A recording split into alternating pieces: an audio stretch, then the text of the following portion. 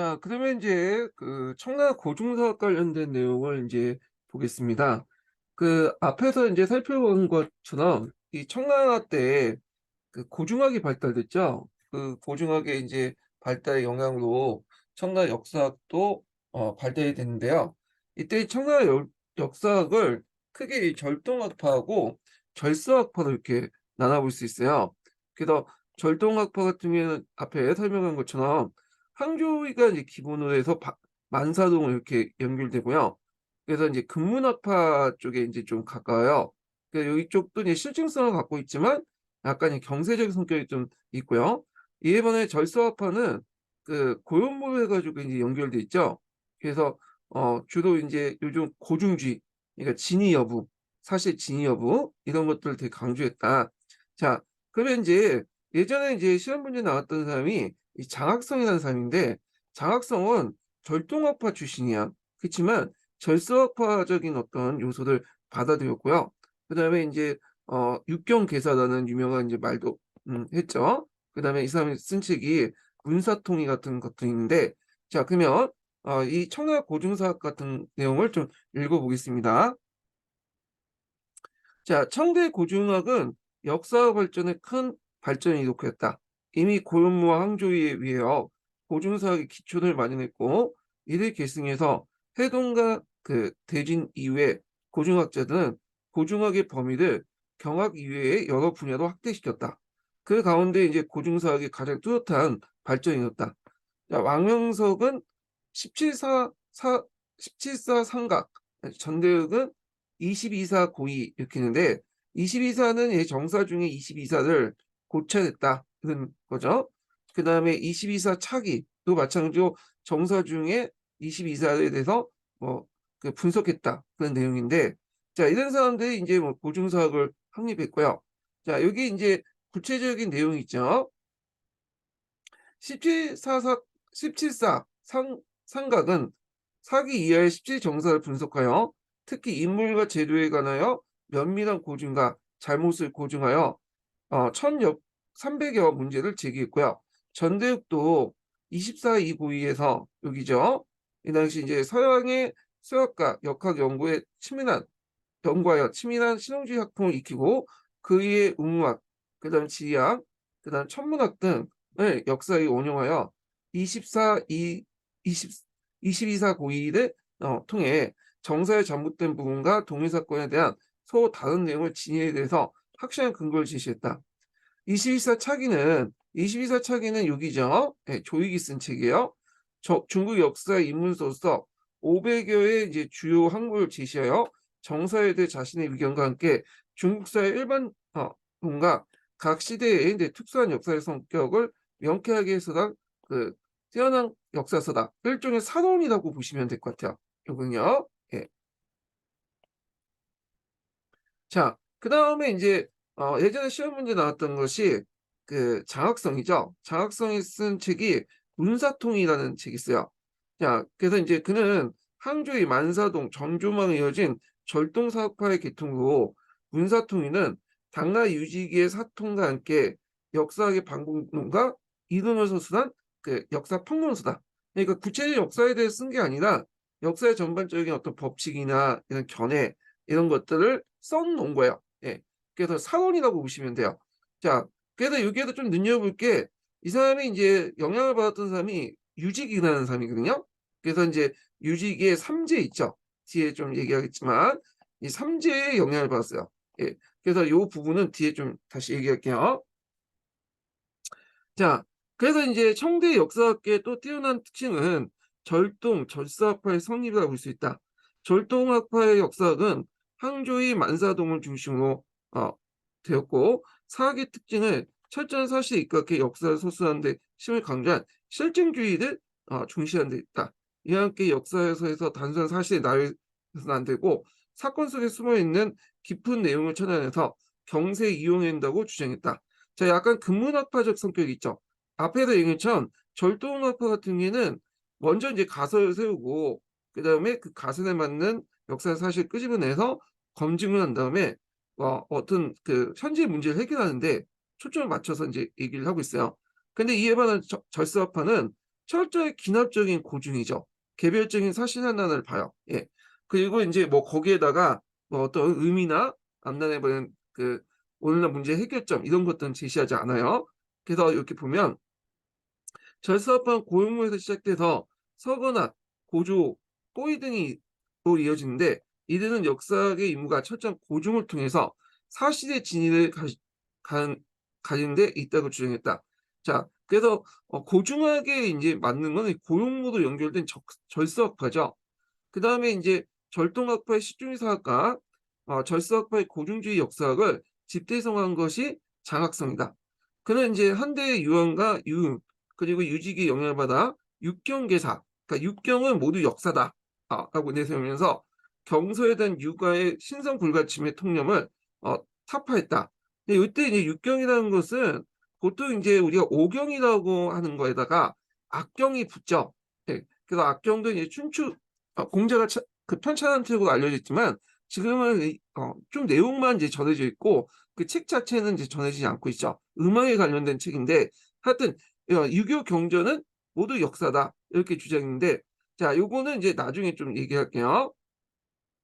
그녀 육경은 다만 3대의 도를 전할 뿐 그 이후의 도는 역사에서 구해야 한다고 주장하는 학계에 비상한 충격을 주었다 이렇게 했는데, 자, 그 문사통에서 역사는 단순히 사실 기록에 근처서는 안 되며 역사 속에서 잠겨있는 원동력과 원칙을 추구한다. 앞에서 이제 절동학파 같은 경우에는 하나하나의 이제 사실 고증보다는 자신의 어떤 그 가설을 세운 다음에 그 가설에 맞게 이제 실증하고, 그리고 그 속에서 원동력과 법칙을 추구한다고 했죠. 그래서 앞에 전 시간 때 이런 특징들 얘기했어요. 자, 그래서 이제 그러한 이러한 사학 정신은 청대 고증사학의 금작탁을 이루고 한 곳으로 평가된다 이렇게 했죠. 자, 그 다음에 이제 또 하나의 특징이 뭐냐면, 그 역사학이 발달되면서 역사 지휘도 발달돼. 왜냐면 이제 고대나 중세 시대 때 지리적 명칭이나 위치가 지금하고 다를 수가 있잖아요. 그러니까 그걸 연구하는 과정에서 당연히 또 역사 지휘도 발전이 될 수밖에 없겠죠. 그래서 고조가 이제 그 두사방 기호는 역 고조의 두사방 기호는 역사책에서 지휘관계 기사를 수집하고 조사해서 지리학적 연원을 서술한 것이다. 또 고현무가 지은 천하 군국 이병서는 정치 지휘소로서 역대 행정지도의 변천에 따른 지휘 형식을 기술했다. 한편 서양 문물의 유입과 함께 해에 대한 인식도 넓어짐에 따라서 세계 지휘체도 나오게 되는데, 자, 여기 위원이 쓴 해국도지죠. 이 해국도지 관련된 내용이 예전에 기출문에 나왔죠. 위원은 공양학파에 속해요. 이 공양학파는 경세적인 어떤 성격을 갖고 있죠. 위원, 공자진,康회인, 이것도 다 이제 뭐냐면 공양학파죠. 해국도지 관련된 내용은 제가 한국사 시간에 또 설명을 해놨어요. 그래서 이 해국도지 같은 경우에는 우리나라에도 영향을 줬고요. 그 다음에 양모운동, 또 범법자가운동 이런 것들이 영향을 줬어. 그래서 양모운동이나 말 자체도 요 해국도지에서 나온 말이죠. 자, 그래서 이제 이렇게 뭐 봤는데, 여기에서는 이제 좀 볼 게 뭐냐면, 좀 보충할 게 장학성 관련된 거예요. 장학성. 예전에 기출문제 나왔기 때문에 제가 기출문제 분석한 내용이 있어요. 요걸 보고 좀 얘기할게요. 예, 요게 또 심도 있게 돼 있거든요. 그래서 요거는 제가 이제 어떤 내용을 바탕으로 했냐면, 그 당시 이제 중국 사학사라는 책이 있어요. 그 책을 바탕으로 해갖고 한 거야. 가끔씩 이 중국 사학사 내용이 나와요. 예, 요 내용이. 그래서 재작년에 장학성 관련된 내용 나올 때 요거 그 동계 수준에서 풀 수 있는 부분이 아니에요. 강좌 중국사에서 풀 수 있는 부분도 아니고. 그래서 중국 사학사 관련된 내용이 있는데, 요게 읽어보면 좋긴 좋은데 이것까지 수준 그 시간이 안 되잖아요. 그래서 그 수준까지 나오면 실제적으로 이제 뭐냐면 틀렸다고 보시면 돼요. 그냥. 근데 일단은 나오는 것은 이제 뭐냐, 기출 나온 거는 분석을 해놔야겠죠. 근데 이 장학성 관련된 내용이 되게 내용이 많아요. 그래서 제가 그걸 좀 요약을 해놨어요. 중요한 부분 기출 중심으로. 예. 그래서 요걸 이제 좀 보겠습니다. 여기 쭉 제가 이제 적어놨는데, 요거는 제 의견이 아니에요. 이거는요. 요거는 그 중국 사학사는 그 책을 요약을 한 거야. 기출문제 분석에 따라서 그 요약을 한 거다. 기출문제에 따라서 요약을 하고 이렇게 분석을 해놓은 거니까 이렇게 이제 알아두시고요. 자, 여기 보면 청나라 사학자였던 장학성은 삼장, 예, 이 삼장이라는 개념은 삼장지제에서 유직이라는 사람이 이제 제시를 했던 거죠. 어, 그래서 이 사람이 유직의 영향을 많이 받았잖아요. 자, 그리고 삼국사기에 보면 진삼국사기 표각이 있어. 그래서 이제 김부식이 그 삼국사를 왜 지었는가에 대해서 그 왕에게 올린 내용이 있는데 여기에도 삼장지제가 나와요. 예. 그래서 이 삼장지제는 그 동아시아에서 역사학을 전공하는 사람들이나 역사를 기록하는 사람들이 꼭 익혀야 하는 그 내용이죠. 덕목이죠. 그래서 삼장의 의미가 왜곡되었으면 한타하고 삼장의 의미는 바로잡으려고 했다. 그래서 이제 예문에 나온 내용이 이제 삼장의 의미와 관련된 내용이에요. 그래서 삼장의 개념을 처음으로 제시한 사람은 당나라의 유직이다. 자, 유직이는 중국 역사상 최초의 역사에는 사통을 이제 저수했다. 사통에는 당 이전의 역사서와 역사 체제에 대한 체계적인 평론을 하고 각종 사사 체제의 우려를 지적했다. 사사체제라는 것은 이제 뭐 기전체, 편년체 뭐 이런 것들 얘기하는 거죠. 그런 역사가의 재능을 중요시하고 역사가는 세계를 가지고 있어야 된다. 그래서 사제, 사학, 사식, 삼장을 갖춰야 된다. 이렇게 있고 그래서 이제 이렇게 있고 예전에 이제 시험 문제 나왔던 것이 이제 사학 관련된 내용이죠. 자, 그래서 이제 사제란 먼저 사제를 이제 먼저 얘기하는 거예요. 네. 사제는 사설을 편찬한 능력으로 체제를 정한다든지 사료 수집 및 감정, 그다음 문장의 표현을 가리킨다.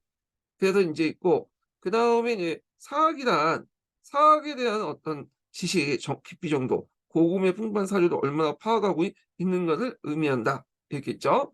세 번째 사식인데 사식은 관점과 관련된 거죠. 그 당대의 관점 및 인식과 자신의 소신에 따라 직필하고 곡필나불 하지 않는 풍독과 용감한 정신을 말한다. 그래서 어떤 이제 그 지식적인 측면보다는 어떤 기능적이고 태도적인 측면이 이제 사식이에요. 예, 사식. 자, 그래서 이제 사학자가 갖춰야 역사가 역사 인식을 말한다. 그래서 여기까지가 이제 사식을 얘기한 거야. 그런 삼정 중에 사식이 역사를 강조하면서 사가는 특정한 역사 의식을 가지고 선악을 바르게 기록을 해야 되며 그다음에 폭군과 간신과 사간의 행동에 두려워서는 안 된다고 주장했다. 그러니까 자기 나름으로 뚜렷한 역사관을 가지고 그리고 그 역사관에 따라서 그 당시 이제 여러 그 폭군과 간신을 비판하면서 그들의 이제 협박이나 이런 것들에 대해서 두려워하지 않아야 된다. 뭐 이런 것들이 이제 사실과 관련된 내용인데, 자, 역사가 인물은 직필이 있으며 그다음에 객관적인 이제 그 사실을 존중하고 사실에 근거해 직설해야 된다. 요거는 유교적 역사관이 항상 강조되는 부분이에요. 예. 그래갖고 직필을 해야 된다는 걸 상당히 강조하죠. 예. 그래서 이제 뭐 이런 것도 있고 과거 역사가들은 세 분류를 분류하여 그 정확한 사실을 갖고 행동을 옮긴 사람은 상등에 속하고 사제가 있어 그 부유한 명절을 저수한 걸 중등이고 사식과 사제가 없고 사학가 있어서 이름 알면 하등이다. 그래서 이제 사식을 가지고 있어야지만 그 정확한 이제 그 뛰어난 역사가다 이렇게 이제 볼 수가 있겠죠. 예. 그래서 이제 있고 그 다음에 이제 3장 외에도 사통에서 밝힌 주요 내용은 다음과 같다. 이렇게 이제 있는데, 자, 그 내용을 보면요. 예, 이거는 이제 뭐와 관련된 내용이냐면, 지금 그 사통과 관련된 내용이니까 여기 그는 역사의 재능을 중요시하며 이렇게 있는데, 여기가 유지기와 관련된 내용이야. 예. 지금 장학성이 유지기의 얘기를 이제 뭐냐면 어, 인용하면서 얘기를 했거든요. 그래서 일단은 지금 유지기와 관련된 내용을 쭉 얘기를 하고 있어요. 그래서 이제 이 내용을 보면 요거는 이제 사통의 이제 특징인데 그거 다 설명하기는 좀 그렇거든요. 예, 각자 읽어보시고 여기에서 좀 눈여겨볼 게 뭐냐면 간짠사설을 비판한 내용이 있어요. 그래서 요걸 이제 좀 보시면 될 것 같아요. 예. 그래서 이제 사천을 주장했다는 거. 이건 동계에도 나온 거죠. 네. 자, 그래서 이제 유직의 사통은 후에 이제 두의 통전이나 정조의 통지, 요거 예전 시험 문제 나왔죠. 마다인의 문헌 통구에 영향을 줬다. 양계초는 중국 사학의 성장을 말할 때 2000년 이래 중국 사학 비판자들은 당의 유지기, 송의 정초, 청의 장학성이라는 만큼 유지기는 중국 사학에서 비평의 기초를 만들었던 사학 이론가이다. 자, 유지기 영향을 받아 청나라 장학성은 절동주의 학파 입장에서 절소 학파를 절충한 인물이다.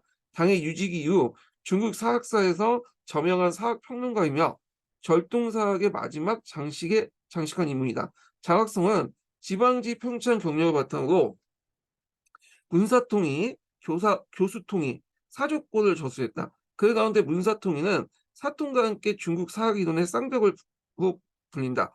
절동학파는 항조의 만사동을 중심이 되었고 철저한 사실에 입각해서 역사의 서술함을 강조한 실종주의를 중시했다. 자, 역사에서는 단순히 사실에 나열려서는 안 되고 사건 속에 숨어있는 내용을 찾아내서 경세에 이용한다고 주장했다. 즉 당대 경세적 문제를 해결 위해서 가설을 세우고 역사적 사례를 통해서 실증하고자 했다. 반면에 절사학파는 고용무, 고조, 호의 등으로 랑케의 고중문헌주의와 같이 이는 역사가 인문은 고중을 통해 개별적 사실의 진위를 가리킨다고 주장했다. 절동학파의 장학성은 역사는 단순히 사실의 기록에 그치는 게 아니라 역사 속에 잠겨있는 원동력과 원칙을 추구하는 것이 사학의 근본이라고 주장했다. 그리고 육경을 경세적으로 입장에서 접근했다. 육경은 공자가 편찬했다는 시서의 춘추, 악경을 말하는데 그의 육경의 인식이 잘 표현될 수 있는 게 육경은 모두 역사다. 육경 계산한 말이죠. 성의 주작이나 고무학파의 이제 고중학에서 의미는 다르지만 각각 육경은 하은주 3대의 도를 추구하는 학문이었다. 즉 육경 자체나 육경을 중심으로 탐구한 학문이었다. 주작은 육경을 통해 상강 오종을 통해 천리를 찾아냈고 고중학은 이제 육경의 작고 해석과 진위 여부를 탐구하려고 했다. 자, 반면에 절동학파의 장학성은 학문의 경세를 목적으로 했기 때문에 육경은 하은주 3대에 거쳐서 당시 사회 문제를 해결할 해결책을 담고 있는 역사적 사회라고 본 거야. 그러니까 이제 육경 계사라는 것은 육경의 역사라는 것은 이제 어떤 의미냐? 보편적인 어떤 법칙이나 이런 도덕적 원리를 제공하는 게 아니라 그 당대 하음주 당대 어떤 그 시대의 문제를 해결하기 위해서 그걸 관련된 역사 사례를 담고 있다 이런 거죠. 예.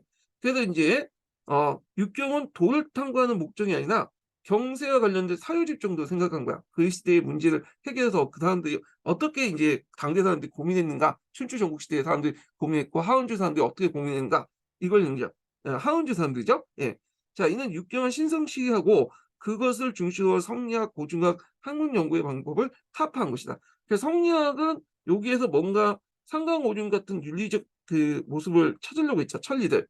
이에 반해 고중학은 이거에 대한 사실 진위만 따지려고 했잖아요. 근데 이 사람은 이제 이런 것들 버리고 육경을 어떻게 보냐?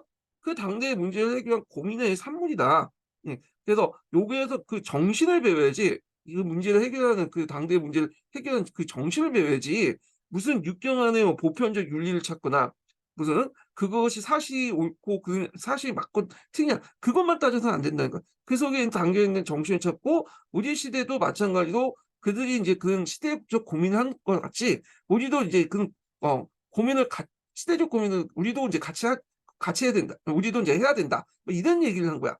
그래서 경세적인 정신을 찾아야 되지 뭐 윤리나 사실의 진위 여부만 따지면 안 된다. 이것이 이제 육경계사의 주요 내용이에요. 예. 육경계사.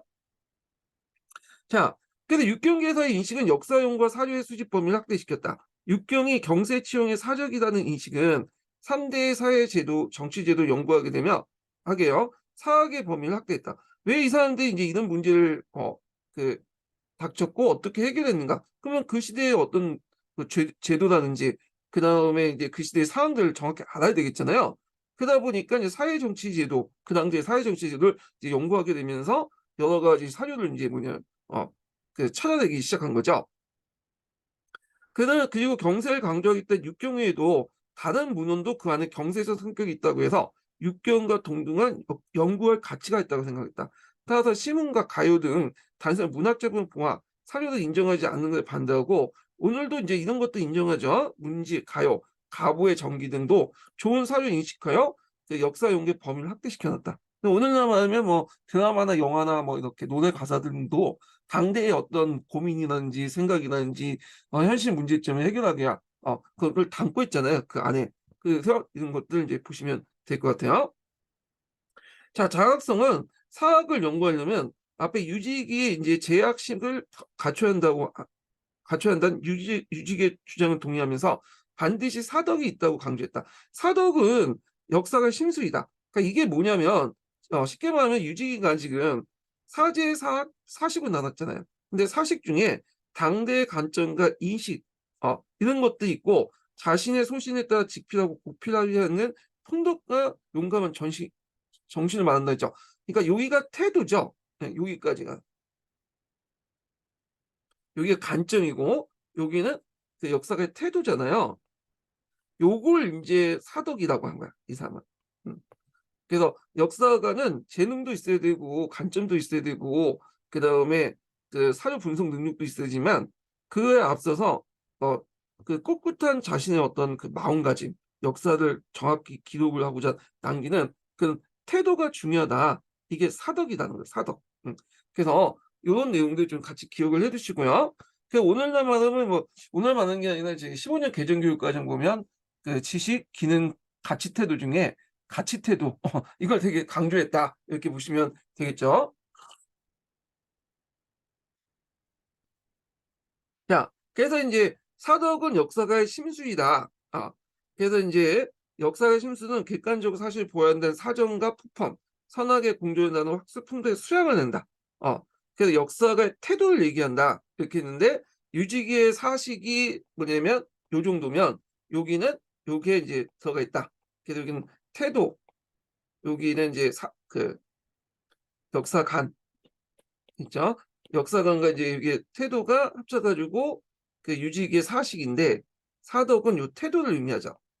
여기만 예, 사덕은 사식 중에 태도만 의미한다. 이렇게 보시면 될 것 같아요.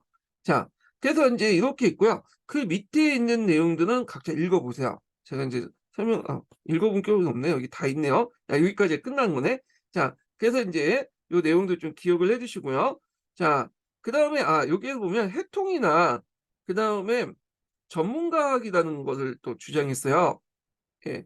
그래서 이제 요것도 이제 있는데 해통이라는 건 뭐냐면 그 유지기 이외에도 학파 대립에 탑발 제청했고 그 다음에 경사 자집에 유사 이래 모든 문헌의 사학을 포괄하자 해통을 했다. 그래서 앞에서 이제 해통에 따라서 그 내용에서 보면 이제 요것도 다 뭐예요? 좋은 사유로서 인식했다. 이렇게 있죠. 예. 그래서 이제 요 내용들 좀 보시면 되고요. 자, 그 다음에 유지기는 말이 왜 갑자기 튀어나오지? 이게 잘못됐네요. 네, 지우시고. 자, 그 다음에 개인의 기재에 따라 적합한 분야의 전문을 연구하여 독자적인 일가의 의리 형성해서 전문가학을 강조했다. 그 전문가학은 자기가 이제 필요한 부분들을 집중적으로 파는 거죠. 자기 관심 분야. 뭐 이런 것들이 전문가학이고요. 그래서 해통, 그 다음에 전문가학, 이런 개념도 좀 같이 기억을 해주시고요. 그리고 이런 앞에서 나온 이제 그 사덕은 유지기의 이제 뭐냐면 그 유지기의 그 삼재 중에 어디에 해당하냐면 여기 사식에 해당한다. 이렇게 보시면 될 것 같아요. 예. 그래서 이런 내용들 좀 기억을 해주시면 될 것 같고요. 자, 그 다음에 이제 이렇게 해서 한번 좀 정리를 해봤고요. 그래서 예전에 아까 얘기한 것처럼 중국 사학사 책에 자세히 돼 있으니까 더 관심 있는 분은 중국 사학사 관련된 내용을 보시면 될 것 같고요.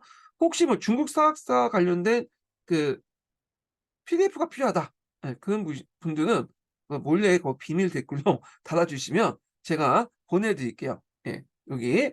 그래서 특별히 이제 강의 듣는 분들에게 혜택을 드리기 위해서 가끔씩 이렇게 이제 제가 이렇게 서비스도 해드릴게요. 그래서 비밀 댓글에 달라고 이제 하시면 될 것 같아요. 할 때 중국 사학사 좀 보내주세요. 근데 메일을 적어 주셔야지 어디 보내는지 알 거 아니에요. 그러니까 메일 꼭 보내주시고요. 자, 그래서 이제 이렇게 해서 한번 이렇게 유지기하고 그리고 그 유지기하고 이제 누구야? 유지기하고 그 당시 이제 아유, 장학성 관련된 내용을 좀 얘기를 해봤습니다. 자, 그러면 이제 다시 동계 관련된 내용을 이제 진행할게요. 자, 그 문학 관련된 내용인데 문학은 볼 필요 없죠. 요거 앞부분에는 이제 각자 보신 분들 관심 있는 만 보시고 쭉 넘어가세요. 요게 이제 보면 청라도 명대에 이어서 소설이 이제 유행했다는 거. 요 정도만 좀 기억을 해두시면 될 것 같아요. 그래서 이제 소설 관련된 내용만 좀 볼게요. 자, 단편 소설은 토성령이 이제 유재지가 유명하다. 자, 요재지는 계기한 내용과 전설적인 사실로 구성되어 있는 기신 이야기다. 문장에 세련되고 내용에 무리가 없어 인기가 높았다. 그러나 청대 소설은 장편에서 당연 한근기를 맞이했다. 자, 그리고 장편 소설의 종류는 예정이나 의업, 사회 소설로 나누어진다. 예정 소설의 대표작은 조점의 홍루몽인데 이 홍루몽 이름을 좀 정확히 기억을 해주세요. 이게 중국에서 상당히 유명한 역사, 그러니까 소설책이거든요. 그래서 여기는 단순히 소설뿐만 아니라 앞에도 말한 것처럼 제가 이제 장학생할 때 얘기한 것처럼 이게 뭐냐면 소설 안에 중국의 사회상이 반영돼 있어. 그래서 보통 이제 중국이 이제 명말 청초 역사를 연구할 때 이 홍루몽이라는 그 뭐냐면 문학 작품을 연구를 해요. 그걸 통해서 거기에서 사회상을 끄집어내거든요. 그래서 뭐 홍학이라고 해서 따로 이제 뭐냐면 그 학문이 있어. 모택동도 상당히 이 책을 좋아했다고 그래요. 자, 그래서 홍루몽은 사회 계층의 무서운 기세를 보급되어 그 독자 사회자뿐 아니라 이를 모방한 소설이 많이 간행되었다. 그래서 이 사람이 이제 조전이 썼던 책인데 홍루몽이 한번 볼게요. 자, 그는 만주 귀족 가문 출신으로 부유한 소녀시대를 보냈으나 중년 이후 가문에 기울여져 가난 속에 평생을 보냈다. 홍루몽은 조조미 비참한 생활 속에 그의 유년 시대를 회상하면서 쓴 자서적인 예정 소설이다. 자, 그리고 유림회사가 있는데 유림회사도 요거 팔고문의 폐해를 이제 지적을 한 거죠. 예. 그래서 이제 팔고문의 폐해 그리고 가고제도 폐해에 대해서 지적한 건데 그 세계사 책에도 나와 있더라고요. 만화로 해가지고 4컷 만화로 이렇게 나와 있거든요. 그래서 이 유림회사 내용도 좀 이름 정도 기억을 해주세요. 자, 유림회사는 과거 시험에 대한 불만과 허위와 가식에 찬 관료사의 부패와 생활을 날카롭게 통제한 시사적 성격이 강한 사회적 소설이다. 사실적 소설이다. 홍농문과 유림회사는 권룡시대 백화문 소설로 고중학과 객관주의적 어떤 시대 조류를 바탕으로 한 창작된 중국 문화의 금자탑이라고 할 수 있겠다. 이렇게 했고요. 그 다음에 밑에 이제 뭐 시문 관련된 내용인데 이거는 각각 이제 보시면 될 것 같고 쭉쭉 넘어가서 사도 이제 같이 보시고 그 다음에 이제 그 연극 같은 게 있는데 연극은 원나라나 명나라 때처럼 유행하지 못했는데 그건 뭐냐면 그 시대에 이제 청나라 문인들이 경악이나 고중학, 문장과 시사 요게 힘을 쏟았기 때문이야. 다만 명대에는 유행했던 그 난곡이 이제 줄을 이으면서 복구적인 연극이 지방에 유행했다. 그리고 이제 오늘날까지 유행했던 것이 이제 뭐냐면 여러분도 한번 들어봤을 거야. 북경에서 유행한 경극이라는 게 있어요. 경극. 그래갖고 이제 통속적 가사로 인기를 이제 끌게 되는데 패왕거리라는 그 영화에 경극이 나오죠. 그 경극이 유명하다는 거. 그 다음에 이제 밑에 이제 유명한 그 작품도 있는데 뭐 각자 보시고 청나라 미술 관련된 내용도 뭐 볼 건 없어요. 예, 쭉쭉 넘어가는데 다만 이제 뒤에 넘어가서 628페이지 보면 청나라 때 서양의 합법이 들어왔죠. 서양의 그 그리는 그 방법들이 들어왔는데 그래서 서양의 합법의 영향으로 명함법과 원구법이 채용됐으며 선교사인 이탈리아 카스틸리아나 그나 지케 파스타가 궁중하단에서 서양 합품을 소개하여 새로운 합법이 유행했다. 뭐 이런 것들. 그 다음에 이제 서양 학수의 전례와 동서문화 문물교를 볼게요. 자, 요거는 그 세계사라든지 동아시아 교과서에 상당히 비중 있게 서술되어 있거든요. 그리고 예전에 이제 이와 관련돼 갖고 곤용만국 전투가 시험 문제에 나왔어요. 그래서 한번 나올 가능성이 있을 것 같아. 특히 이제 알렌의 직방 얘기도 나왔고, 그래서 이제 보겠습니다. 자, 명말 청취에는 유도부터 선교 사회에 기독교 전례와 함께 서양의 학술이 많이 전파되었다. 본래 이 키리스트교는 당대 이미 대진경고라는 이름으로 중국에 전래됐으며, 그러니까 이 키리스트교에 대해서 이제 좀 파악을 해두셔야 되는데, 우리가 보통 기독교 하면 이게 키리스토교 기독교라고 하잖아요. 보통 개신교라고 생각하시는 분이 있더라고요. 근데 제가 서양서 강의할 때 좀 얘기했지만 개신교는 아니에요.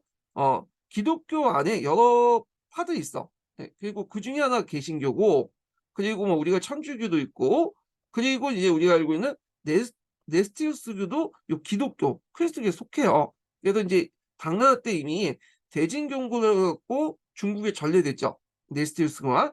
이 대진경고 관련된 내용이 예전에 이제 재작년인가요? 재작년 기출문에 나왔던 거죠.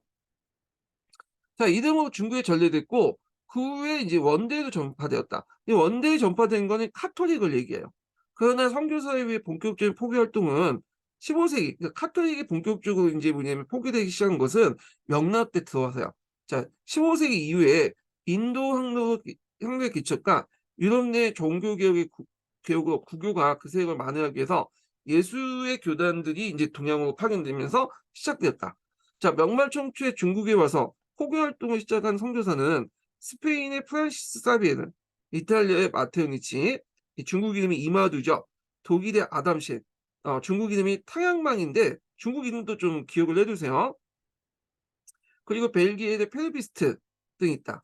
그래서 중국의 포교의 개척자는 마테오 니치다. 마테오 니치는 20여 년간 중국에 머물면서 수학이나 천문학, 역학, 지리학을 소개했고 천주시와 공영만국전도, 기약 원본 등의 저술을 통하여 서양학술을 중국에 소개했다. 뿐만 아니라 중국의 학문을 서양에 전달하는 데 큰 역할을 했다. 아담 쉘은 풍부한 천문학과 역법의 지식으로 명말의 순정 역사라는 정확한 양력 달력을 만들었고 이게 이제 우리나라 시현력의 기반이 돼요. 당시 청의 순치제의 신임을 받아 흥청 감정에 이제 임명되기도 했다. 자, 특히 서양의 학폭 기술은 실전에 큰 도움이 되었기 때문에 중국 항제에 관심이 높았다. 아담 쉐디 이제 구순한 걸로 정리한 하공 서류와 조사정이 지은 철포 구조의 설명인 신기보 등이 가능했다. 그 예전에 이제 그 명나라 때 얘기를 또 여기서 또 한번 또 언급을 하고 있어요. 왜냐면 이런 사람들이 되게 이제 활동했던 시기가 명말 청초 때야. 뭐 아담시나 이런 사람들이 그래서 근데 자 이와 같은 서양의 영향으로 중국인의 과학적 지식이 향상되어 서강계에 농종 정서가 있고 송웅석의 천공괴물의 과학서가 저술되었다. 그리고 줄리오 알레니는 서학범에서 유럽의 철학, 논리학, 물리학, 수학 등을 소개했고 청도 명말 이후에 북경에 거주했던 선교사를 등용하여 청물 관측이라든지 신력 편찬 등을 이제 뭐냐면 종사했다. 그래서 이제 서양세자 같은 경우에는 그 당시 이제 여기 청나라에 잡혀 있는 동안 북경에 가서 이들 만나보고 서양의 어떤 역법이나 과학기술이나 이런 것들 무기들을 이제 한번 보고 왔죠. 그래서 이런 것들 좀 몇 개 가지고 가고 이제 뭐냐면 자기가 왕이 되면 뭔가 개혁을 해보겠다고 했는데 돌아오자마자 6개월 만에 급사했죠. 왜 죽었는지에 대해서 여러 가지 서 있는데 하여튼 특히 강의 때 알레니가 집방위기를 편찬했다. 이 집방위기가 편찬된 거는 그 뒤에 마테오니치 이후에요. 이 시기를 좀 정확히 기억을 해두시고 집방위기는 좀 외워두세요. 그거 자체가 예전에 기출에 나왔어. 앞에서 이제 마테오니치 공영만국 정도 관련된 내용 나올 때 여기에 나왔어요. 오답으로 나왔지만 쓰하고 나올 수가 있어요. 한번 이제 객관식 기출문에 지문 나왔기 때문에 외워두시고 그 다음에 페르비스트의 고년 정도가 지었다. 자, 페르비스트는 고년 정도를 지었다. 자, 이들의 영향을 받은 부배는 강희제의 명을 받아 중국 전토를 측량하여 항해원 점난도를 만드는데 중국 최초의 실측 지도자. 자, 그러나 이러한 서양의 학술도 궁중과 상류세의 지식이나 호기심과 취미 오락의 범위를 벗어나지 못했고 중국의 자연과학 발전에 근본적인 영향을 주지 못했다. 또한 예수교단에 이어 중국에 온 스페인의 프란시스코 파와 도미니스크 파 선교사들은 예수의 교단의 선교사들이 중국이 숭배하는 청과 그 다음에 그리스도교의 하나님을 동일시한 포교방을 비난을 하고 로마 교양도 이에 대해서 예수 교단의 포교를 금지했다. 앞에서 얘기했처럼 이제 그 천주 시대에서 상제하고 그러니까 중국에서 예전에 믿었던 상제 있죠. 천 이런 거와 그 당시 이제 하나님하고 동일하다고 이제 설명을 해놨잖아. 일종의 포교 수단으로서 이제 설명했는데 요게 얘네들 입장 볼 때는 이게 카톨릭의 이제 피시주의자 입장을 볼 때는 완전히 이거는 뭐냐면 이단이죠. 그러니까 이제 이걸 보고받은 이제 그 교황도 이런 식으로 포기하지 마라. 너 예수의 교단이 포기를 금지시킨 거야. 자, 이와 함께 중국인 신도들에게 또 상제와 조상숭배 그만이 여기 조상숭배는 이제 뭐냐면 그 인정해줬죠. 예수회 같은 경우에는. 왜냐하면 조상숭배 같은 경우에는 신이라고 해. 신주할 때 신이라는 게 이게 조상신, 조상을 얘기하는 거지 우리가 생각 갓이 아니다. 그러니까 뭐 제사해도 된다. 근데 이제 이거에 대해서 이제 뭐냐면 얘네들은 그 도미스코파와 이제 뭐냐면 프란시스코파는 이거 우상 숭배 아니냐 하고서 이제 딴짓 거니까 결국에 금지를 시켰죠. 자, 여기에서 이제 전례 문제가 이제 일어난 거죠. 자, 이 전례 문제가 상당히 중요한 게 동아시아 유교 국가에서는 제사가 중요하잖아. 근데 제사를 하지 말라니 그러니까 중국도 문제가 되는 거고 우리나라도 그게 나중에 이제 천주교를 박해받을 때 그 전례 문제가 이제 문제가 됐던 거죠. 자, 강희제는 로마 교황의 이러한 조치에 놓아요. 예수의 이외의 포교를 금지했다. 예수에는 그래도 융통성이 있는데 얘네들은 포교를 금지를 어느 정도 인정하고 나머지는 다 금지했죠. 근데 이 앞부분에는 예수교단의 포교를 금지했다. 그러니까 로마 교황이 예수교단의 포교를 금지했는데 요게 예수회가 이제 와가지고 중국에 와서 포교를 했는지 잘 모르겠어. 아마 몰래 와서 했겠죠. 예, 뭐 교황 말 무시해버리고. 자, 옹중제는 학술과 과학기술 공정에 봉사하는 선교사만 북경에 머물게 하고 급박해 입국과 포교를 금했다. 걸룡제는 아예 이제 예수에든 나발이든 간에 기독교 금지를 내리고 교회를 몰수하고 교회를 몰수한다는 말이 되나? 예. 교회 재산을 몰수하고 뭐 이렇게 토지를 몰수하고 이런 말이 되겠죠? 하여튼 교회 재산과 토지를 몰수하고 선교사를 처형했다. 자, 이 때문에 기독교는 큰 타격을 입고 아편 전쟁 후에 이제 포교의 자를 얻기까지는 민간에 잠적하게 되었다. 이렇게 있죠. 자, 한편 중국에 온 선교사에 의하면 중국 문화가 유럽에 널리 소개됐다. 일찍이 노마인이 중국의 비단의 나라고 했고 그다음 마르코 폴로가 동방경로에서 중국의 황금의 나라로 격차가했다. 17세기 말에 이탈리아 마르틴 마르틴 마르티네는 그 중국의 역사 지리 사상을 유럽에 소개했다. 자, 이대 선교사의 중국과는 대체로 중국을 위대한 제국으로 찬미했고 중국의 사상과 문화를 격차했다. 물론 이것은 이제 초창기 때 얘기고 나중에 이제 시간이 되면 이제 바뀌어요. 이제 중국을 이제 일종의 뭐냐면 상당히 후진적인 나라로 이제 생각하게 되죠. 그래서 이제 이게 18세 후반을 기점으로 해갖고 이제 바뀌거든요. 그래서 여기는 저도 중국 찬미론 이렇게 있다가 여기에서 이제 부정적인 내용이 들어와요. 18세 후반부터 그 내용을 좀 볼게요. 자, 중국의 유교 사상은 이게 초창기 때요. 그러니까 17세기, 18세 후반 전까지죠. 중국의 유교 사상은 유럽의 철학자의 환영을 받았다. 독일의 철학자 나이프치니는 와 프랑스 계몽 사상 볼테르 등은 사상에 큰 영향을 받았다. 볼테는 자기 방에 공자의 초상을 걸어두고 경배하면서 중국 문화를 찬양하는 시와 논문을 많이 발표했다. 이 밖에 이제 경제학자 케네 아담 스미스도 중국 문화에 깊은 관심을 갖고 연구를 했고 케네의 중농주의 경제이론은 그 근거가 중국의 농건주의에 구하고 있다. 특히 18세기 계몽주의자 중에 자연법 사상에서 중국의 천의 사상에 영향을 받았다. 자연법 사상하고 중국의 어떤 천리, 성리학에서 말하는 천리하고 좀 비슷비슷하죠. 예. 그래서 이제 있고, 그다음 중국의 과거제도, 이 과거제도가 상당히 뛰어나죠. 능력을 통해서 뽑는다는 개념은 서양에 없어요. 되게 이제 간직 같은 경우에는 되게 혈통, 핏줄이 중요한데, 자, 이런 개념들이 들어오기 시작한 거야. 그래서 이 과거제를 비롯한 관료제도는 매우 진보적인 것으로 인식되어 영국, 프랑스의 고등군관 시험제도에 영향을 주었다. 이 밖에 중국의 도자기, 칠기, 견직물, 그림, 정원예술, 실내 장식 등이 루이 14세 베르사유 궁전을 장식하고 예술과 공예 방면에도 큰 영향을 끼쳤다. 그러나 이제 이런 그 중국 청양농이 18세 후반에 넘어서 중국 멸시로 이제 바뀌게 돼요. 요 시기가 이제 뭐냐면 이제 산업혁명 후죠. 그러다 보니까 이제 유럽의 경제력이 중국을 능가하기 시작한 이때부터요. 예. 그 대표적인 사상가가 이제 프랑스의 몽테스키에다. 그는 중국을 2000년 가까이 발전이 나고 전혀 없는 정체된 사회며 236명의 황제가 전제적 통치를 계속하면서 사회 발전이 정지되고 전제 정치가 연속된 후진 사회로 단정했다. 이에 해결에 이어 중국 사회는 자유인이 오직 황제 한 사람뿐이고 인민은 모두 황제의 명령을 절대적으로 순종해야 하는데 이는 마치 그 서양 고대의 노예제 사회 상태로 비판했다. 막스 베버는 중국의 국가 형태를 황제의 세습 재산으로 간주해 가상관료제의 사회라고 진단하고 그 원인은 상강 오륜을 동북하는 가부장적인 유교주의에 구하고 있다.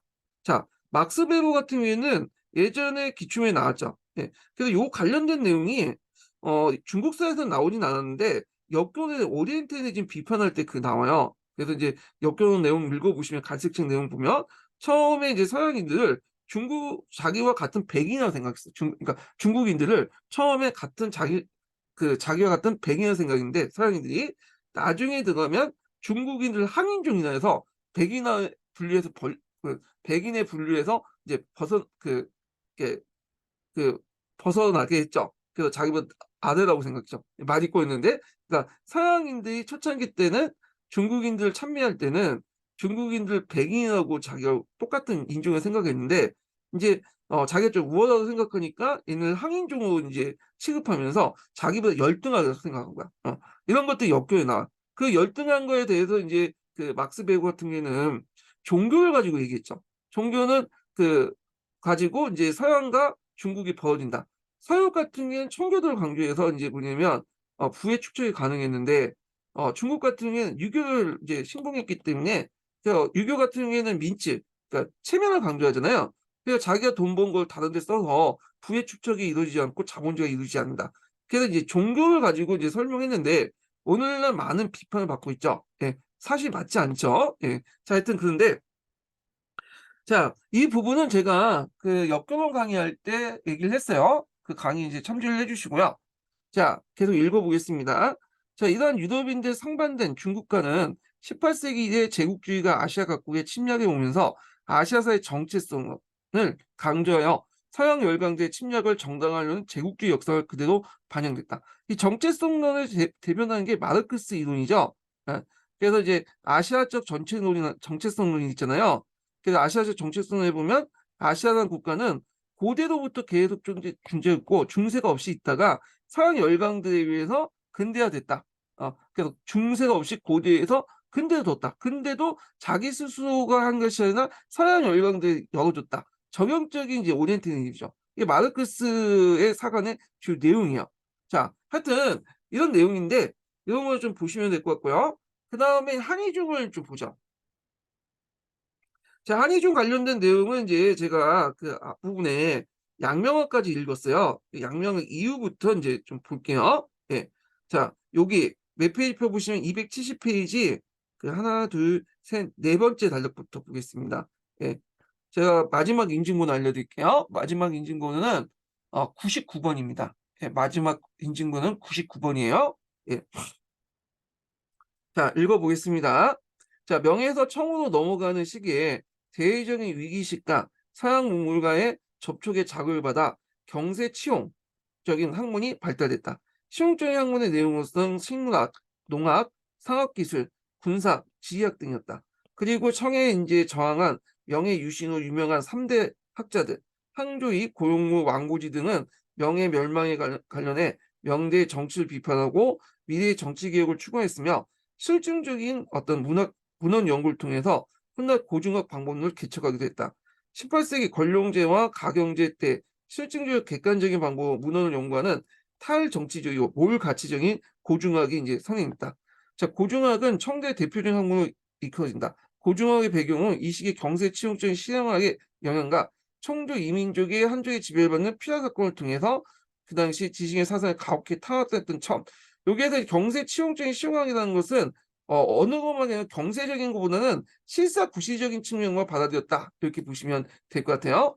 자, 그래서 사고전서 같은 대규모 편찬 사업 등이 될 수 있다. 고중학의 방법은 객관성, 독창성, 전문성을 띠고 많은 분야의 학문을 개척했다. 그리고 경학이나 사학, 음운, 훈과학, 그다음 금속학, 그다음에 목록학 등의 다양한 분야를 상당히 과학적인 연구해 유학을 보다 포괄적인 학문으로 만들었다. 그러나 청말 때 대외적인 위기에 직면하게 되자 엄밀한 학문적 객관성을 지닌 고중학 외에 앞에서는 이제 현실 문제에 대해서 이제 해결점을 제시하지 못하잖아요. 그러니까 공양학 같은 경세적 학풍이 나타났다. 이렇게 보시면 될 것 같아요. 자, 그다음에 이제 서민 문화의 이제 뭐냐면 성장을 볼게요. 요것도 이제 명청을 이제 묶어가지고 이제 설명을 하고 있어요. 명청 전반적으로 이제 소설이 되게 유행했고, 그 다음에 이제 그 연극 같은 거, 연극 같은 것도 이제 명나라 때 이제 상당히 활기했고, 청나라 때 좀 죽었지만 이런 것들인데, 요 관련된 내용이 있고, 뒤에 뭐 이제 예수의 선교사 관련된 내용도 있고요. 그 내용을 좀 보겠습니다. 자, 명말 청조 시대 때 상대적으로 오랫동안 제국이 안정된 데다가 산업이 발달해 송대 이래로 성장해온 서민 문화가 난숙한 경제에 이루었다. 특히 강남 지방의 사회 경제적으로 발전 후 소주 등 산업과 문화의 소주 등이 산업과 문화의 중심 도시가 되어 성장했고 도시의 성장은 자연히 도시 서민이 즐길 수 있는 문학의 발달을 가져왔다. 서민이 즐기는 통속 소설은 명대 문학의 대표적으로 할 정도로 선행했다. 이는 강남 지방을 중심으로 하는 경제 발전을 배경으로 해 서민의 사회적 의식이 그만큼 성장했음을 보여줬다. 백화문을 알기 쉽게 이제 쓴 서민의 흥미를 자극하여 통속 소설이 이제 명대에도 많이 나온 것은 양명학 좌파의 영향도 크다. 그래서 그 명대 4대 기서인 그 일컬어진 수호전, 그다음 삼국지연이, 서유기, 금병매 이렇게 이제 있는데 이게 통속 소설이 왜 양명학 좌파의 영향이 컸다. 이게 이제 제 생각에는 이제 제 생각에 여기 별다른 내용이 없어서 근데 양명학 좌파 같은 경우에는 인간의 욕망을 인정하잖아요. 그러다 보니까 이런 것들이 통속 소설에 반영이 됐다. 요걸 얘기하는 것 같아 지금. 제 생각에는. 근데 시기적으로 또 안 맞는 게 뭐냐면 요런 책들이 대개 보면 이제 명말 청초 때 만들어진 거거든요. 예. 그러니까 명말 청초가 아니라 그 원말 그 명초 때 만들어진 거야. 예. 상어주의나 뭐 삼국지 연이나 뭐 서역이나 금병매 같은 것도 있는데 원나라 말부터 해서 명나라 초기까지 만들어진 건데 요게 아마 이제 양양 좌파 영향이 미쳤나? 이거는 나중에 생긴 거잖아요. 그래서 요거는 좀 맞지가 않는 것 같아요, 시기적으로. 근데 굳이 뭐 이렇게 이제 하면 4대 기서만 그렇고 뒤에 이제 뭐냐면 뭐 소설책 이것만 있겠어요? 여러 소설책도 있으니까 아마 이런 뒤에 나오는 그 소설책들이 양명학 좌파의 영향을 받았을 거라고 이제 얘기하는 것 같아. 굳이 이제 이렇게 해석을 하자면, 예. 하여튼 그렇고 청대도 통속소설의 인기는 여전히 높아 계기한 내용을 담은 단편 소설인 요제지 외에도 대표적인 예정 소설인 홍릉봉과 간료사의 풍자한 소설이었던 외사 등 유명한 소설들이 있다 이렇게 있죠. 자, 금병매는 이제 이 사람입니다. 이 소설은 유명하죠. 그 당시 이제 좀 야한 얘기로 오늘 야동 같은 이제 소설책이고 요재지 같은 경우 한번 읽어볼게요. 청대에 나온 단편 소설집으로서 작자는 포송령이다. 간단한 작기라든가 기이한 이야기, 요기에 관한 이야기는 많이 들어있다. 그래서 이제 있고 유림회사는 아까 지금 오경재가 썼던 장편 소설인데 각오제나 뭐 팔고문의 어떤 비판 그 내용이 담고 있죠. 자, 그다음 소설과 더불어 이제 서민들이 즐기는 연극이었다. 연극 같은 게 원나라의 영향을 받은 거죠. 원나라 때 연극이 됐으니까 송나라 때 이제 시작되었고 원나라 때 제일 번성되었고 명나라 때도 그게 계속했고 청나라 때는 좀 사그라들었고 이렇게 이제 있다는 거. 그래서 이제 그 원나라 때 대표의 문학이었던 시국에서 결작이 많이 나왔고 연극을 즐기는 저변이 광범위에 확대됐다. 그래서 명대 유명한 작품이었던 모랑정 항옥이 작가 탕영조는 과거에 급제하고도 양명하게 조예가 깊은 지식이었다. 아마 이제 여기에서 그런 것, 인간의 욕망, 이런 것들. 자, 그래서 청해 권룡제 때는 오늘날 유행했던 경극이 이제 시작됐다. 아까 이제 북경을 중심으로 해서 경극이 만들어졌다고 했잖아요. 그 다음에 명만의 문익리 기생사에 그린 도화선전기 같은 결적이 있다. 그래서 목랑정 황혼기하고 동화선전기는 그 밑에 있으니까 읽어보시고. 자, 명청시대 통성서술과 이제 연극은 비단 서민만이 즐긴 것이 아니었다. 지식인도 이들 즐겨 읽고 또는 스스로 작품을 짓기도 해 지식인과 서민이 문화를 공유하는 대중화 시대를 보여주고 있다. 예컨대 북경의 상류층에서 시작해 전 중국의 모든 계층의 애독서가 된 홍롱호의 저자 조설고는 비록 만년의 군핍간 생활을 하긴 했지만 청조의 초기 명문 거족의 후손으로 국장에서 공부한 지식인이었다.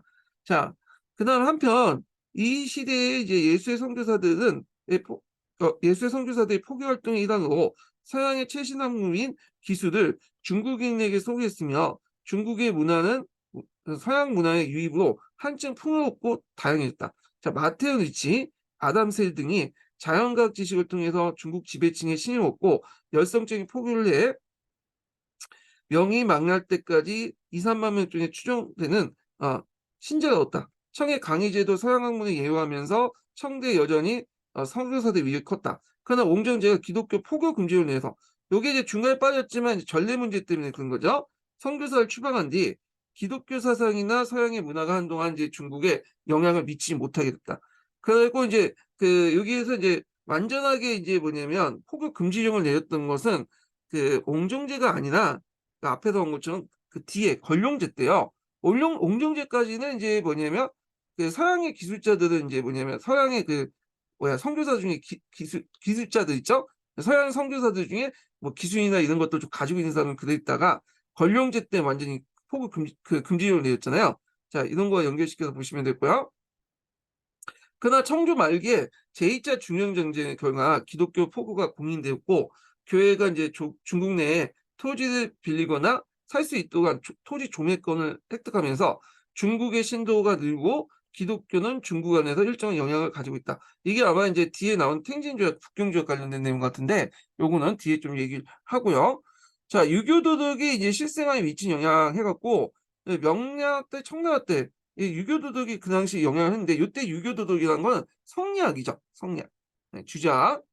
그러니까 우리가 이제 보통 고중학이라든지 양명학이나 이런 것들은 그 대표적인 학문이지 주류 학문이에요. 아니에요. 영초는 계속 성리학이었어. 성리학이 일반화됐고 근데 성리학 관련된 내용이에요. 그 한번 쭉 읽어보시면 될 것 같은데 한번 쭉 읽어보시고 예. 그래서 뭐 그때 성리학을 강조하면서 여성의 정조를 되게 강조하는 분위기인데 이건 우리나라하고 마찬가지예요. 예. 이거는 자 그래서 이제 요 내용들 했고 자 그다음에 신동계를 좀 보겠습니다. 자, 신동기 몇 페이지 펴보시냐면요. 631페이지 보시면 될 것 같아요. 여기는 이제 18세기 이후에 이제 뭐냐면 사회 경제 관련된 내용이거든요. 예, 보겠습니다. 자, 고종의 권룡 시대는 18세기 전반부터 후반에 걸쳐 반세기 넘는 통치 기간이었다. 긴 통치 기간이었다. 자, 이 기간에 국내 평화와 농업 생산의 증가, 상품 화폐 경제의 발달로 중국 사회는 전진적인 이제 발전과 함께 구조의 변화를 맞게 했다. 먼저 18세기 농촌 사회의 커다란 변화는 지주와 전후의 신분적 예속 관계가 점차 누그러지면서 종속적 관계에서 경제적 계약 관계로 전환됐다는 사실이다. 요 말을 항상 이게 듣는데 예전에도 이제 그 전의 시대도 항상 이 말이 나오잖아요. 이건 이제 어떻게 해석해야 되냐? 시간이 지나면 지날수록 종속적 관계에서 경제적 관계로 한 단계 한 단계 뭐냐면 나갔다. 그러니까 이렇게 이제 점진적으로 나갔다. 이렇게 이제 해석을 해야 되겠죠. 자, 그것은 농민이 농업 생산 외에 여러 가지 부업에 종사하면서 앞에서 얘기할 좀 이제 항조 운동의 명만의 항조 운동이 이제 명나라때 항조 운동이 계속 지속적이고 계속 했다는 이유가 이 뭐냐면 농업 생산에 여러 가지 부업도 했다고 했죠. 그래서 부업 중에 대표적인 게 면직물 같은 거 예, 이런 것도 이제 종사하면서 상품을 생산하여 수입을 올릴 수 있게 되었고 그에 따라 지주에 대한 직업적인 예속에서 풀려나 자립성을 키워나갈 수 있었다. 자, 이와 같은 전후의 신분적 상승은 전후의 사회의식을 높여줬으며 지주의 부당한 지대 징수에 대한 항종운동을 전개됐고 이거는 뭐 명나라 때부터 계속 있었던 거예요. 자, 이는 이제 농업 경기가 발달 선진지대에 더욱 격화되었다. 이때 선진지대는 주로 이제 뭐냐면 양쯔강 유역 지역을 얘기하죠. 강남 지역을. 자, 이와 같은 지지존의 관계 변화는 19세기 중반에 일어난 아편 전쟁의 결과 외국 상품의 침투, 농민의 부업이 극심한 타격을 입게 되면서 더 한층 격화되었다.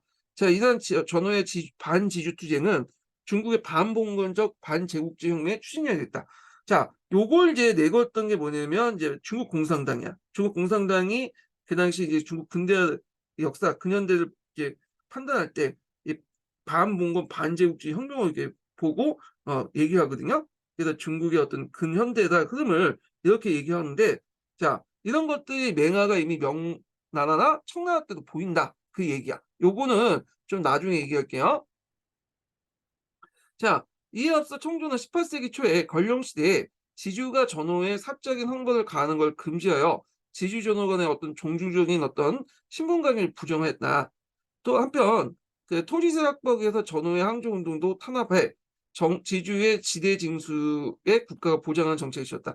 요 부분이 이제 예전에 한번 기출문에 나왔던 거죠. 요게 있네. 여기가 있네요. 그래서 앞에서 얘기한 것처럼 그 청나라 같은 경우에는 지정헌제가 실시되면서 지세가 곧 구세가 됐죠. 예. 그러다 보니까 항저운동을 할 때 지주의 편을 들 수밖에 없어. 안정한 지세를 확보하기 위해서는. 그러다 보니까 이제 성격도 어떤 신사 지배 체제, 신사의 어떤 신사 지주도의 어떤 지배 체제로서 국가의 성격이 강화됐다. 이게 예전에 기출에 나왔잖아요. 자, 그래서 이제 이런 게 있고요. 결국에 청조의 국가 기반은 지주와 전호의 봉공적인 관계를 기반으로 하고 그 위에 관료와 신사, 평민의 신분적인 질서 위에 유지되는데, 이와 같은 사회 구조를 그대로 지속시키기 위해서는 전제적이고 관료주의적인 지주제를 그대로 유지할 수밖에 없었다. 그래서 앞에서 이제 그 국가가 점점 신사들의 신사 지주들의 어떤 이익을 보장해주는 그렇게 이제 방향으로 나가겠다. 이렇게 보시면 돼요. 자, 여기에서 좀 더 추가하자면 여기에서 이제 그 청나라 때 들어와서는 전호의 권리가 좀 더 올라갔죠. 그래서 영정권을 얻게 돼요. 그래서 명나라 같은 경우 영정권을 얻지 못했잖아요. 근데 이때부터 영정권을 얻게 되는데 청나라 때 이때 전이라는 거는 경작할 전이에요. 그래서 영구히 경작할 수 있는 권리, 그러니까 영구히 소작할 수 있는 권리를 얻게 돼. 그래갖고 이제 있는데 여기에서 이제 영정권이 뭐냐면 예전에 청나라 같은 경우에는 예전에 명나라 같은 경우에는 일전 양주지가 돼서 매매, 양도, 그 다음에 이런 것들을 할 수 있잖아요. 근데 상속은 못했어. 근데 요 상속을 할 수 있어. 매매 양도 그다음에 이제 그 상속까지 가능한 것이 영정권이다. 대대도 이제 뭐냐면 이게 전업권이 세습이 될 수 있는 권한을 영정권이라고 했다. 이렇게 보시면 될 것 같아요. 자, 18세기 후반에 접어들면서 보다 심각한 변화는 인구의 급증과 증가와 함께 전국적인 규모의 인구 이동을 줄 수 있다. 자, 인구의 증가는 앞에 얘기했어요. 자연적 증가와 사회적 증가도 있고 특히 자연적 증가가 문제가 되는 거죠. 예. 그래갖고 이제 뭐 농업생산 발전이나 토지기관이라든지 그다음에 이제 또 그 구황작물의 도입 등등 이런 것도 있고, 그리고 이제 그 기존에 이제 농지 가지고는 도저히 먹고 살기 힘드니까 이제 인구 이동이나 명나라도 인구 이동이었지만 청나라도 인구 이동이나요. 뭐 대만이나 사천 지역이나 이런 지역으로, 그리고 이제 저쪽 그 어디야 그 만주 지역으로 이동이 일어나죠. 그러니까 옹정시대 때 정세가 폐지되고 인구를 숨길 필요가 없어지자 비교적 정확한 인구 통계가 나왔고, 그래서 18세기 중에 인구는 1억 275만 명이 나타났다. 자, 이것이 100년이 지나 19세기 중엽 아편 직전에 전쟁 직전에 3억 거의 9,894명을 격증했다. 아마 이보다 더 많을 거야. 왜냐면 그 당시에 아무리 이제 뭐냐 호구 조사해갖고 했다 해도 지금처럼 이제 정확한 인구 그 조사를 할 수 없죠. 그걸 감안하면 실제 인구는 여기에다 제 생각에는 뭐 한 4억, 1억은 더 보태야 될까 이렇게 생각해요. 4억이나 뭐 5억 정도. 예. 자, 이렇게 증가된 인구는 강서, 운납, 사천, 봉천, 만주 지역이죠. 대만 지역으로 이제 대대적인 인구 이동이 촉진됐으며 국가 금지령에 불구하고 동남아시아 이주도 18세기 후반에 이어 증가했다. 자, 이런 지역들은 뭐예요? 어, 예전에는 험지고 그다음에 소수민족들이 많기 때문에 잘 안 가려고 했던 지역인데 여기까지 가게 되는 거야. 여기까지 막 개척을 하고, 특히 이제 사천 지역 같은 경우에는 청나라 때 인구가 급증하고 특히 이제 사천 분지가 있잖아요 거기에. 예. 그러다 보니까 여기 농업 생산량이 올라가게 돼서 청나라 때 여기가 이제 호강을 제치고 뭐냐면 그 주요한 그 생산지로 부각이 되죠. 예. 자, 그리고 봉천 같은 경우는 만주인데 이 만주 지역 같은 경우에는 원래 이제 그 심양 남쪽 지역은 봉금지대라고 해갖고 이제 못 들어오게 했잖아요. 근데 이게 이미 19세기 들어가면 풀려요. 그래서 이제 그 봉천 그를 중심으로 해서 만주 지역에, 그러니까 예전에 중국인이 살지 않았던 그 만주인만 있었던 곳에 중국인들이 살기 시작해요. 야, 그래서 이제 여기가 이제 거의 이제 한족들이 가득 차게 됐다는 거. 자, 이러한 이제 인구 증가와 이동은 가혹한 지주와 흡사한 농경지에서 증가하는 인구를 도저히 먹여 살릴 수 없었기 때문에 했다. 다른 한편으로는 농업 생산이 급격한 신장되면서 새로운 토지 개간과 농업 생산이 향상시키고 있었다. 자, 이와 같은 막대한 분을 축적한 지주와 전호계층은 강산 개발에 힘을 기울이고 수요의 폭발로 야철 기술이 향상됐다. 그래서 이제 이렇게 인구가 이렇게 폭발적으로 증가했잖아요. 이렇게. 근데 농업 생산력은 물론 여기에서 이제 말한 것처럼 이제 이주나 토지 개간 등등 해가지고 올라가긴 했지만 농업 생산량이, 근데 갭이 있어. 그러다 보니까 19세기 들어오면서 이제 사람들이 빈곤해지고 사회적 갈등이 있고 하니까 양극화가 벌어지니까 점점 어떻게 사회적 양극화가 일어나고, 그러니까 이제 갈등이 생길 수밖에 없죠. 예. 그러다 보니까 이제 반란이 일어난 거야. 19세기 들어가면 그 곳곳에서 이제 백년고도 배에도 뭐 천지교회 반란이라든지 천지의 반란이라든지 등등 여러 반란이 일어나. 이거 뒤에 좀 얘기하고요. 자, 산업경제와 자본주의 발달 볼게요. 사회안정과 농업생산 증가는 자연히 상업의 발달을 가져오게 됐다. 18세기 중엽에 지역주로 특산물 교육시장이 확대되면서 지방의 중소도시인 진가시가 발달 촉진했다. 그래서 상인 집단의 가장 부유한 상인이 상서지방의 포상을 비롯해서 염상, 행상 등인데 이들 대부분 간을 상대로 하는 간상이었다. 특허상인데 대표적인 게 강동의 13행인데 이들 공행이라고 하죠. 공행. 이들이 이제 특허상이 일종이야. 외국 무역을 이제 뭐냐면 독점을 하잖아요. 상서상인은 은호를 개선하고 일종의 은행하고 비슷하다 보시면 돼요. 간청을 대신해 돈과 식량을 대여해주고 부세를 거뒀으며, 간상을 대신해서 어음 교환, 그 다음에 이제 예금 대출, 기부금 협락 등의 일을 처리했다. 자, 이 가운데 막대한 상권을 독점하여 이익을 챙겼으나 이들의 상업활동, 고리의 자본과 상업자본의 범위에서 크게 벗어나지 못했다. 상서 신한상인들의 공동이익을 지켜서 동양인과 동업자끼리 공간과 공소를 설치했다는 거죠. 그래서 여기에 동양인들이 설치한 것이 이제 뭐냐면 공간이 되는 거고, 동업자 되는 게 공소가 되는 거야.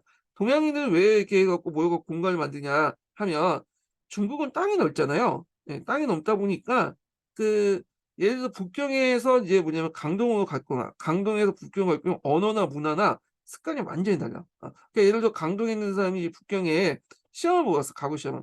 그 의지할 데가 없겠죠. 그러면 여기에 이제 북경에 있는 강동 해관에 가갖고 이 공간 해관이라고 하죠. 네, 해관에 가서 이제 숙식하고 공부 좀 하다가 여기에서 이제 가고 시험을 본 거야. 그러면 이 공간 해관을 누가 운영하냐? 그 지역 상인들이 운영해요. 예. 그래갖고 뭐 신안 상인들, 양주, 시주 상인들 뭐 이런 거 강동 상인들이 이제 운영하는데, 그래갖고 이제 하면 이들이 합격을 했어요. 그러면 이 합격한 게 하면 관료가 되겠죠. 이 관료와 그 지역 관료와 그다음에 그 지역 출신의 상인들 간에 뭐가 형성되겠죠? 깐시가 형성되겠죠. 중국에 되게 깐시가 중요하죠. 그래서 이 해관을 매개로 해가지고 이런 정경유착이 일어나요. 깐시가 형성되고, 예. 그런 것들을 이제 기억을 해두시면 되고, 자, 이 해관들은 이미 이제 명나라 중기 때부터 형성됐어요. 뭐냐면 그 해관이나 이 공소 같은 것들은, 그래서 동양인끼리 해관, 동업자끼리 공소, 이런 것들이 설치됐다. 이렇게 보시면 될 것 같아요. 한편 이와 같은 상업활동과 수공의 발달로 자본주의 경영 방식이 여러 면에 나타났다. 사직업 견직, 이걸 얘기한 거죠. 자, 그래서 이제 견직문인데, 자, 여기 보면 대상인이 개발한 장방은 가장 진보적인 경영대다. 장방은 도매상으로 대량의 자본과 원료, 직기를 소유하고 이들 소기호에 대여하고, 기호는 원료를 장박에서 가져와 염색을 하고 그걸 낙공으로 이제 교환하면서 실을 감고 주단을 짠 후에 다시 장박에 넘겨서 상품을 매매했다. 여기에서 장방은 기호를 공유하고 이를 감독하면서 기방의 노동자의 임의도 공유했다. 뭐 이렇게 했는데, 상해 물주가 이제 이렇게 뭐냐면 직기와 자본 원료를 소유하고 소기후에게 나눠주면 소기후들은 거기에 또 낙공에게 이제 교육해갖고 그들에게 일을 시키고 얘네들이 일을 시킨 걸 이제 다시 걷어와서 이제 갖다 파는 방법이야. 그러니까 좀 더 이제 종전의 선대제 방식에서 좀 다단계됐다. 중간에 기후가 이제 소기후가 들고 그 다음에 여기에 이제 낙공이라는 그 사람이 밑에 있죠. 기공이라는. 그래서 낙공 그러니까 기공하고 기호 상인 물주 이렇게 이제 보시면 될 것 같아요. 자, 그래서 이런 과정을 이제 걷게 됐다. 그래서 상인 물주가 뭐냐면 기호와 기공을 장악하는 그런 형태 이렇게 보시면 되겠죠. 자, 그래서 이리하여 큰 상인들은 작방주나 공장주를 겸하는 사태까지 발전한 것이다. 자, 그래서 이제 쉽게 말하면 종전의 6위까지는 이제 뭐냐면 뭐예요? 산업자본이라고 볼 수가 있죠. 이 소명나라 때 소지역이나 뭐 이런데 이런 식으로 기후와 기공강이 있잖아요. 예. 그래서 이제 있는데 자, 요거를 이제 각각의 기후들을 뭐냐면 상인 물주들이 장악을 한 거야. 그래서 더 크게 이제 그룹화돼서 일종의 이제 예전에는 기업에 이제 했는데 일종의 뭐랄까 그룹으로 만든 거죠. 오늘날 말하면 이제 재벌 정도 보시면 돼요. 상인 물주가. 그래서 요쪽 기후와 이쪽을 다 해가지고 얘네들을 이제 가지고 온 것을 다시 뭐냐면 그 교환을 이걸 가지고 와서 뭐냐 서로 이제 연결시켜 준 다음에 물건을 팔거나 그렇게 한 거죠. 그래서 종전의 산업자본가와 그 다음에 이 상인물주 상업자본가들이 있었는데 상인물주 상업자본가들이 산업자본가를 지배하는 형태가 됐다 이렇게 보시면 될 것 같아요. 자, 이런 것들은 우리나라도 마찬가지야. 우리나라 보면 18세기 때까지 이제 뭐냐면 일부 지역에서 직접 생산자가 이제 등장했잖아요. 근데 신해통공 이후 19세기 이후에는 직접 생산자들이 상인 물주에게 장악이 되잖아요. 이것도 마찬가지예요. 얘네들도 이제 뭐냐면 따로따로 놀았는데 산업자본가로 이렇게 갖고 있는데 이들이 이제 뭐냐면 상인 물주에서 통합이 돼서 이렇게 이제 하나의 이제 뭐랄까요 재벌이 형성됐다 이렇게 보시면 되겠죠. 예, 말이 좀 그런데 하여튼 이렇게 이제 좀 규모가 더 커졌다 이렇게 보시면 돼요. 자, 이와 같은 자본주의 경영 방식은 사직업 외에도 면염직업, 제지업, 주철업, 재당업, 도자기업에서도 점차 자본주의 경영 형태가 나타났다. 또한 고용인과 주인 간의 관계도 종래 같은 예속 관계가 해소되면서 서로 평등하게 부르며 주인과 노복의 종속적 구분이 점점 사라졌다.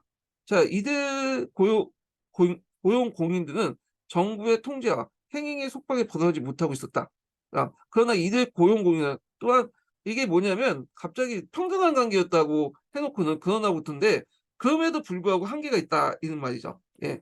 그래서 이런 고용고용들은 정부의 통제하고 행행 상인들 지압 집단도 있어요. 상인 조합 집단의 속박에 벗어나지 못했고 있었고 그다음에 상인과 고리대금죄 축적된 자본은 대부분 농경지를 구입해서 재투자의 자산을 몰락시켰고 그다음에 관료나 항신, 지주와 같은 상인 자본들도 생산수단에 투자하지 못하고 번식적 소비 자본화해서 농촌사회 변화를 가속화시켰다. 뭐 이렇게 이제 있는데 그래서 이제 여기는 그 당시 청나라 때 이제 등장했던 상인들이 상업자분들 있죠?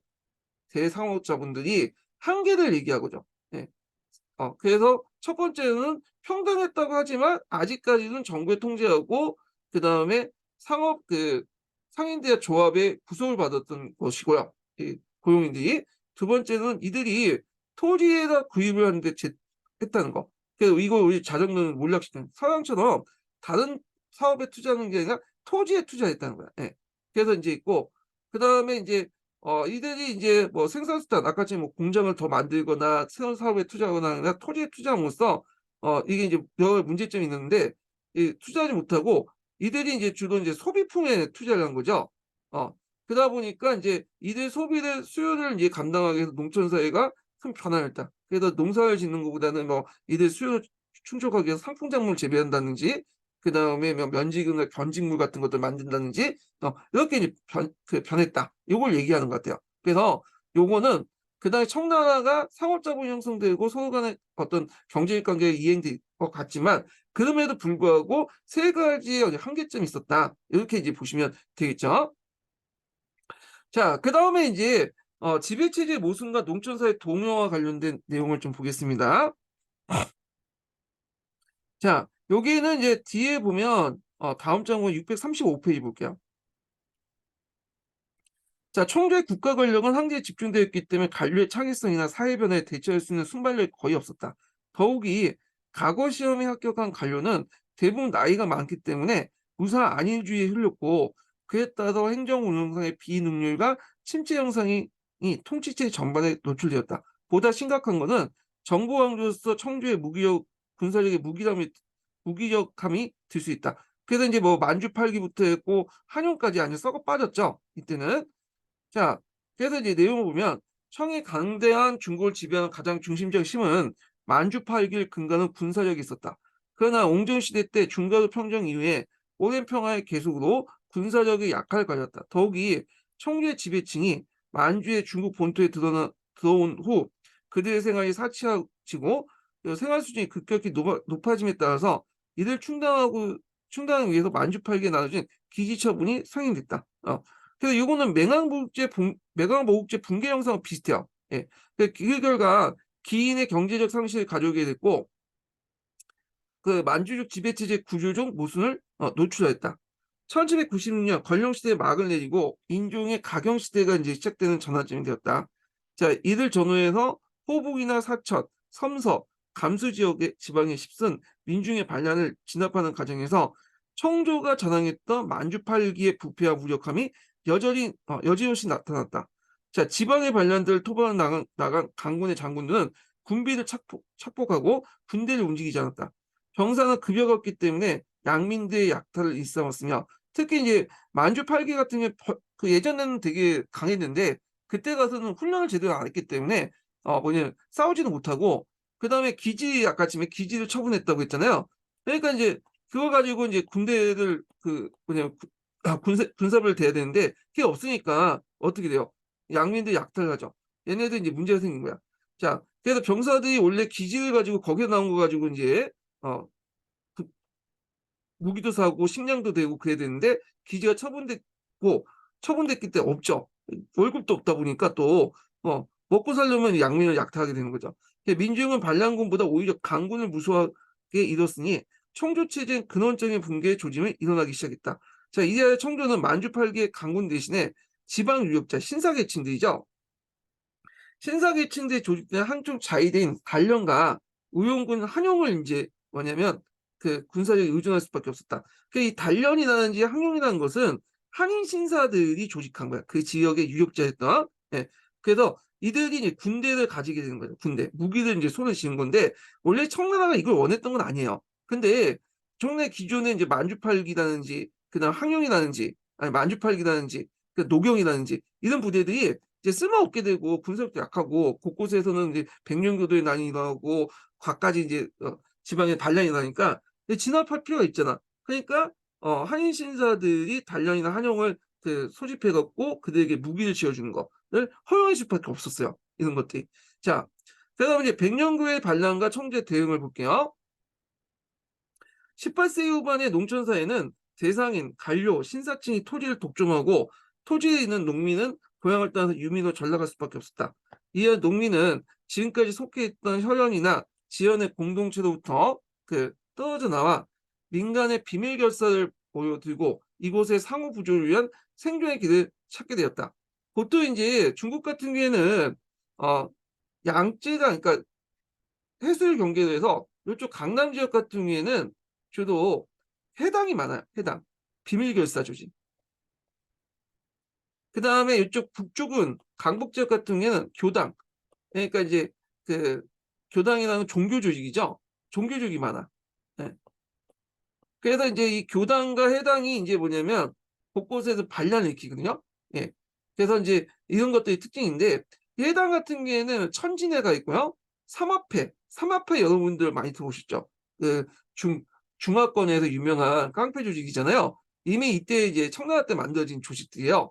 이런 해당들이 이제 뭐냐면 반란을 일으키고, 그 다음에 이제 교당들 같은 경우에는 얘네들도 반란을 일으키고. 근데 이 해당 같은 게 철저하게 반천적인 성격을 갖고 있거든요. 근데 교당은 반청적인 성격도 갖고 있는 데도 있고요. 신청적인 성격도 갖고 있는 게 있어. 이거는 그 종교마다 좀 달라. 그래서 하여튼 그래서 이 영말 때 청나라 말기에 되면 이 해당들과 교당들의 반란이 많이 나왔다. 이렇게 보시면 될 것 같고요. 그 다음에 이제 나중에 이 해당들 같은 경우에는 그 손문하고 또 연결돼 있죠. 손문이 이제 초창기 때 군사력이 필요할 때 이 해당들, 그러니까 반청세력의 해당들을 끄집어내 가지고 이제 뭐냐면 여러 가지 반란을 일으켰어요. 예. 또 배신도 당하고 있는데, 자, 그럼 관련된 내용을 보겠습니다. 자, 민간의 비밀 결사를 모여들고 이곳의 상호부조에 의한 생존의 길을 찾게 되니 자연히 반체제 불법 집단이 되었다. 그 대표적인 집단이 천진회이다. 그러니까 이거는 이제 해자가 붙으니까 해당이라고 볼 수가 있죠. 이쪽 대구 강남 지역에 주로 이제 있는 집단들인데, 자, 천진회는 18세기 후기에 복권 지방에 시작하여 점차 하남, 하중, 대만 등지에서 퍼져나갔다. 천진회는 가난한 농민들을 비롯하여 그 상품 운반인들, 하역 인부, 강군한 선원으로 구성됐다. 이는 천을 아버지로, 지를 어머니로 받들고 지도자를 내서 고통을 함께하는 의형제를 맺고 인간적인 의욕심을 존중하면서 굳게 묻혔다. 한편 원만 이래 오랜 정통을 지니고 있는 백령교, 이 교당이죠. 이 교당들은 이제 주로 여기 강북 지역에 이제 주로 있었던 건데 18세기 중기부터 각지에 퍼져나갔다. 그들은 곧 말세가 도하고 미륵이 나타나 중생을 구원하여 참된 고향, 진공고향에 가서 그때 편안히 살 것을 선전하였다.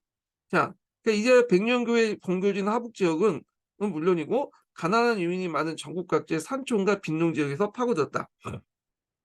이러한 사회 분란 속에 상동을 중심으로 일어난 만유의 청수교 반란, 그러니까 대만의 천진교 반란, 그러니까 기주, 사춘, 신강 등지에서 지방 간의 박해와 상인, 고리대금업자, 지주의 무자비한 착취에 계속 저항하여 계속 모족의 반란이 일어났다.